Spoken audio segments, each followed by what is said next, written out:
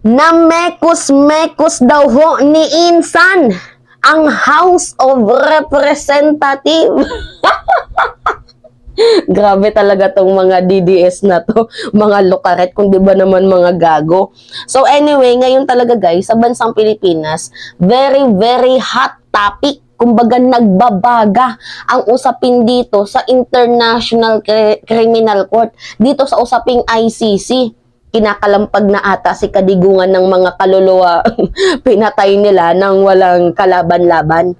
Talaga nga namang minekos-mekos na sila ngayon. I mean, yung binibisita na sila. Diba? So ngayon guys, bakit nagagalit ka na naman, Mima? Oo, ba't ka nagagalit? Anong meron? Anong ganap? Paano kasi guys, nakakagago ho ang naratibo nitong mga dilawang DDS na to, na wala daw hong jurisdiction ang ICC sa bansang Pilipinas. Hindi ba naman nagbabasa ng Supreme Court decision?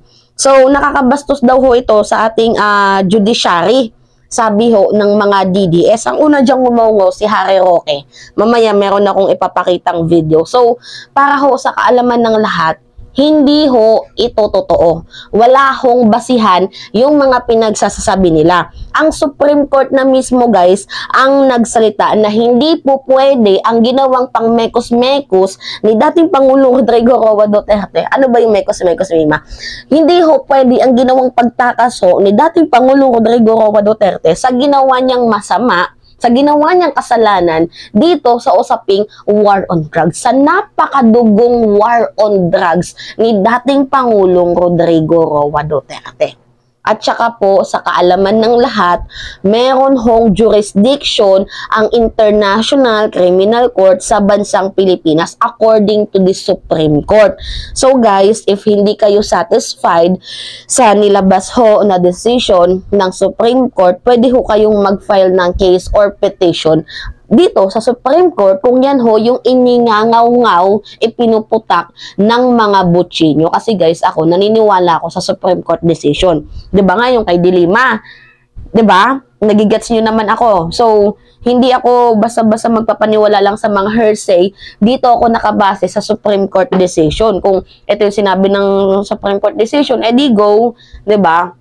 So anyway, hindi ko talaga magets ang narrative nitong mga dilawang DDS na to. Especially talaga tong mga DDS na to. Kasi yung mga dilawan, medyo nagiging kakampi na natin sila ngayon when it comes to ICC. Kasi gustong-gusto din naman nilang pumasok ang ICC sa bansang Pilipinas para ho paimbestigahan yung mga historical moves ni dating Pangulong Rodrigo Roa Duterte kung saan madami hong mga biktima ang nadamay, mga walang kalaban-laban. So ito na nga guys, no, hindi ko talaga nagigets ang point, ang simpatsya nitong mga DDS na to. Kasi imagine, okay lang sa kanila na may natitegi na tao, basta ma-save lang nila itong si dating Pangulong Rodrigo Roa Duterte. I mean, di ba dapat yung simpatsya natin dito sa mga biktima?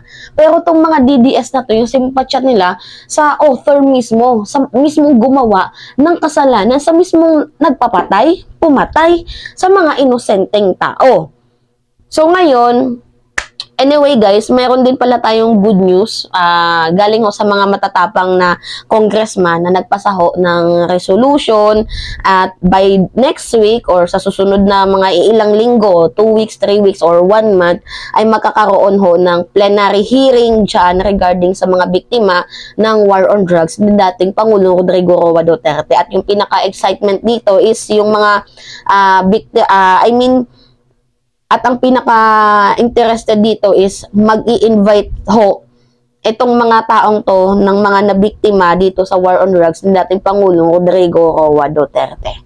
So itong mga congressman na to mag-i-invite ng mga taong nabiktima ng war on drugs ni dating Pangulong Rodrigo Roa Duterte. Anyway, ito yung balita. Yan. More lawmakers urge Marcos government to cooperate with ICC probe into Duterte drug war. Yan. Members of House of Representatives are again calling on the government agencies to help the International Criminal Court conduct its investigation into former President Rodrigo Duterte's controversial war on drugs. Actually guys, yung thought dito ni Pangulong PBBM, diba, hindi daw natin papapasukin ng ICC sa bansang Pilipinas. Pero guys, papaliwanag ko lang sa inyo ng konting bahagya. Hindi naman din ata pag-aaralan ni Justice Secretary Boying Remulla ng DOJ natin ang pagpapapasok sa ICC kung walang bas-bas ni Pangulong PBBM. Nagigets nyo ba yung point ko? Kasi 'di ba nung nakaraang linggo ata yun, binalita ko sa inyo na itong si DOJ Boying Remulla pinag-aaralan, binubuksan ng libro, pinag-aaralan kung pwede hong pumasok ang International Criminal Court sa bansang Pilipinas. So, binabasa yung rule of law, Supreme Court mismo decision yan, pinagbabasahan nila if kung pwedeng pumasok ang ICC sa bansang Pilipinas. Pero guys, sinasabi ko sa inyo, 'di ba? Sinabi sa mainstream media ni Pangulong PBBM na hindi niya daw papapasukin ang ICC sa bansang Pilipinas. Pero guys, magtataka na lang kayo na hindi pa papasukin ng bansang Pilipinas pero hindi din naman magsasalita si DOJ ng kumbaga malakas yung impact, malakas yung hatak na bubuksan niya ang libro, babasahin niya yung rulings kung pwedeng pumasok ang ICC sa bansang Pilipinas. Kasi hindi yan gagawin ni DOJ Secretary Boying Remulla if walang basbas ni Pangulong BBM, Pangulong Bongbong Marcos. Yun ho yung pinaka-point ko dito. So, did you really get my point, guys?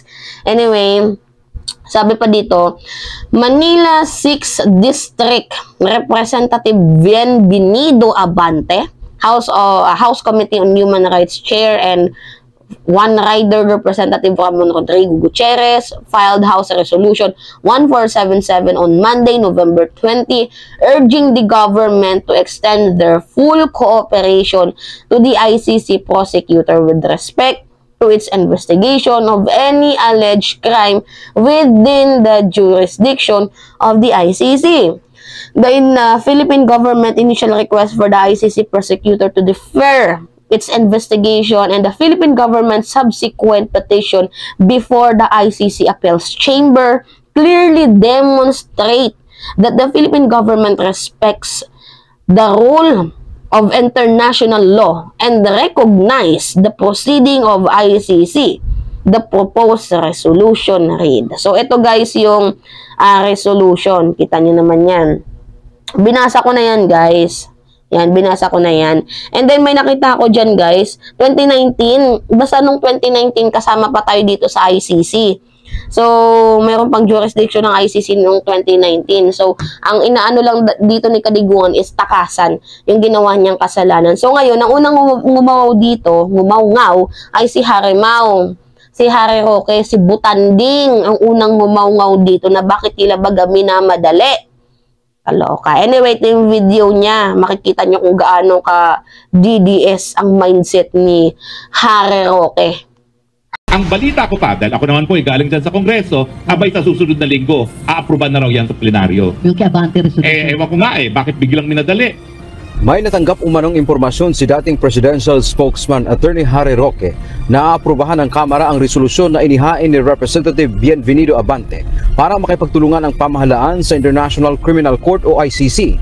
Layon umano nitong usigin ang mag-amang Duterte at mawala sa politika.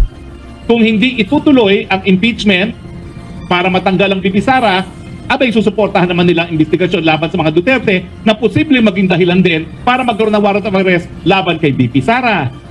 Naniniwala din si Roque na abogado rin ni dating Pangulong Rodrigo Duterte na may basbas ni House Speaker Martin Romualdez ang mga anti-Duterte campaign. Walaan niyang anumang kontrobersiya sa Kamara na walang pahintulot nito. Wala pong nangyayaring kontrobersyal sa House na hindi binibigyan ng basbas ng Speaker. Parang Diyos po talaga ang Speaker sa House, lalong-lalo na kapag budget season. Nagtaka na rin si Roque bakit tila nagbago na ang tono ng pananalita ni Justice Secretary Crispin Remulla at sinabing gusto nilang pag-aralan ang House Resolution. Ito ngayon na maging basehan para magpatuloy itong sinasabi ngayon ni Justice Secretary Remulla na pag-aaralan ngayon ang issue ng pagtulungan sa ICC. Bagamat ilang beses na rin niya inulit ang sinabi ng Presidenteng hindi na makikipagtulungan. Sa pahayag ni Remulla, kailangan ng masusing pag-aaral ang isyu dahil hindi nakasapi ng ICC ang Pilipinas. Samantala, isang panibagong resolusyon ang inihain sa Kamara ni Albay 1st District Representative Edsel Lagman upang hikayatin ang mga ahensya ng pamahalaan na makipagtulungan sa isasagawang investigasyon ng ICC hinggil sa war on drugs ni dating Pangulong Rodrigo Duterte. Kaugnay nito, panawagan ni Roque sa mga dati niyang kasamahan sa Kamara na ang dapat nilang pakinggan ay ang Pangulo. Noong Agosto, matapos namin magpulong kay Presidente, sinabi na ni Presidente, tapos na ang engagement namin sa ICC, hindi tayo makipagtulungan dahil ito ay hindi na tayo miyembro, wala na jurisdiction ng ICC.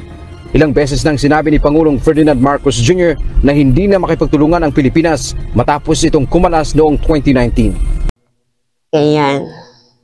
Anyway, may separate video tayong gagawin dyan sa sinabi ni Pangulong PBBM na hindi daw makikipagtulungan ang bansang Pilipinas dito sa ICC. Kasi mahabang usapin pa yun, guys. Pero anyway, itong pinuputa ko dito, bakit takot na takot ba kayo? Ha? Napapasukin ang ICC sa bansang Pilipinas, itong mga DDS na to na paghahalataan lang ng makasalanang tao kayo eh. Kasi kung wala kayong ginawang kasalanan, hindi kayo matatakot. Diba? Yan lang yun. Hindi kayo matatakot. Kung wala naman kayong ginawang kasalanan, eh bakit kayo natatakot? Diba? Itong si Bongo, si Bato, si dating Pangulong Rodrigo Roa Duterte at yung anak niya. Yan. May mga kasalanan yan. Joint mayor pa lang si Duterte, naging mayor si Sara, at itong si Bato, at itong si Go. Yan yung may mga kasalanan dyan sa ICC. So ngayon guys, ako, nagtataka lang ako, diba? Kung sakali man na sinasabi na, sige, papasukin yan, gato ganyan. Bakit kayo natatakot? Ang dami niyong sinasabi. Diba?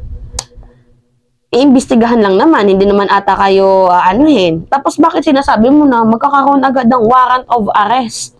So, it means na talagang hulihin na talaga si Digong. Kasi nga, may mali. Yan yun. Yun yung kinakatakot nyo. Diba? Anyway guys, yun ho, ang ano natin ngayon for today's video na takot ho itong mga DDS sa eksenang ganap. Tapos ngayon, ang tinitirada nila ay si House Speaker Martin Romualdez dahil may basbas daw to ng House of Representative. Ng House Speaker pala, sorry. May basbas daw to ng House Speaker. So, napaghalataan ng kayong mga makasalanang tao kasi takot na takot kayo sa investigasyon. Anyway guys, yun lamang ho. And then may nagsabi din dito, may mapano naman yung mga taong nabiktima ng mga yung mga pulis na namatay dahil dito sa pakikipaglaban sa war on drugs. And same concept lang din, mag-file din sila ng ng case. Ganun lang din yan, kagaya sa mga biktimang namatay, magpa-file sila ng case. At itong mga pulis na nategi din, mag-file din yung mga pamilya nila ng kaso. Ganun lang yun. Simple as that. Ang dami yung sinasatsat, kaloka. Anyway, yun lamang ho guys, at it's me again, si Mima Alicia, at nagbabalik ulit para sa ating panibagong video.